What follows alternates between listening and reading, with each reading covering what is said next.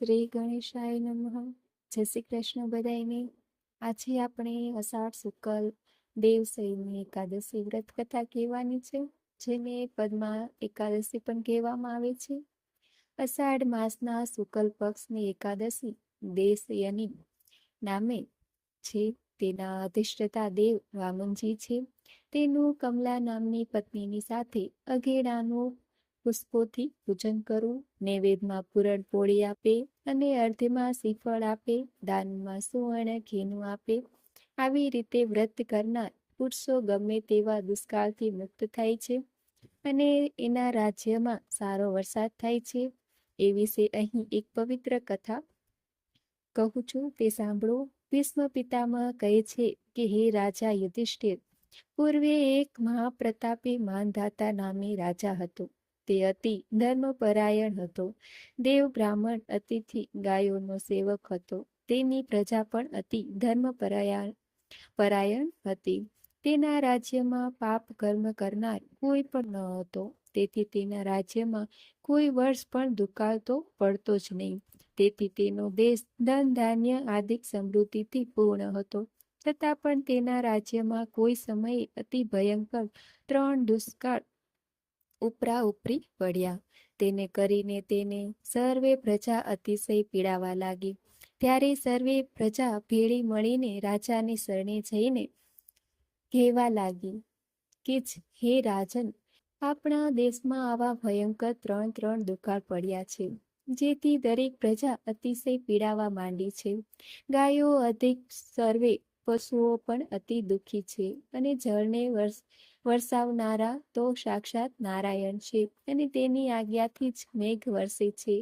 તે કેમ નથી વરસતા અને કયા કારણથી તે કૃપાયમાન થાય છે, તેનો રાજાએ વિચાર કરવો જોઈએ. ત્યારે રાજાએ કહ્યું કે હે પ્રજાજનો, તમે કહો છો તે બધી વાત સાચી છે, તો તેનો ઉપાય હું અવશ્ય કરીશ. પછી એ રાજા અશ્વ ઉપર બેસીને જંગલમાં આમ તેમ ફરવા લાગ્યો. પછી ફરતા ફરતા એ વનમાં એક આશ્રમ જોવામાં આવ્યું. તેમાં બ્રહ્માના પુત્ર અંગિરા મુનિ તપ કરતા હતા. તેની પાસે જઈને 2 હાથ જોડીને પગે લાગ્યો. ત્યારે એ ઋષિએ પૂછ્યું કે તમે કોણ છો? ત્યારે તેને સર્વ વૃત્તાંત કહ્યું કે મારા રાજ્યમાં હંમેશા સુકાળ હોય છે અને દરેક પ્રજા ધર્મવાળી છે, કોઈ પણ પાપ કર્મ કરતું નથી. છતાં આજે 3 દુકાળ પડ્યા, તેને કરીને સર્વે પ્રજા અતિ દુઃખી છે. તેનું શું કારણ હશે અને તેનો ઉપાય શું કરવો? ત્યારે મુનિએ પોતાના હૃદયમાં ભગવાનનું ધ્યાન કરીને વિચાર કરી કહ્યું કે જે એનું કારણ છે કે તપ કરવાનો અધિકાર તો બ્રાહ્મણોને જ હોય છે, છતાં તારા રાજ્યમાં એક શુદ્ધ તપસ્યા કરે છે.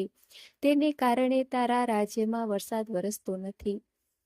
માટે તમો પ્રજાએ સહિત અષાઢ માસના શુક્લ પક્ષની પદ્મા એકાદશી, જેને દેવસૈની એકાદશી પણ કહેવામાં આવે છે, તે સર્વે પાપોને નાશ કરનારી છે અને તે દિવસથી ભગવાન શયન કરે છે. માટે એ પદ્મા એકાદશીનું વ્રત તમો પ્રજા સહિત વિધિપૂર્વક કરો, તો જ તમો સર્વ પાપોથી મુક્ત થશો અને તમારા રાજ્યમાં વરસાદ પણ તો જ વરસશે.